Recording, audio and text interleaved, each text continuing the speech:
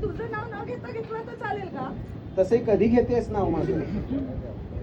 मला उखाणा झाल्या बेटा तुझं नाव नाही बसत आहे. ठीक आहे, नो प्रॉब्लेम. ज्याचं बसतंय त्याचं बसव.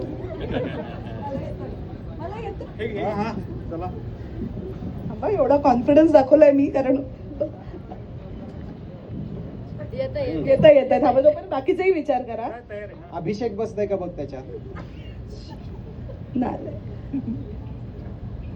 लवकर घे ना. आहे, थांब रे. लवकर घे.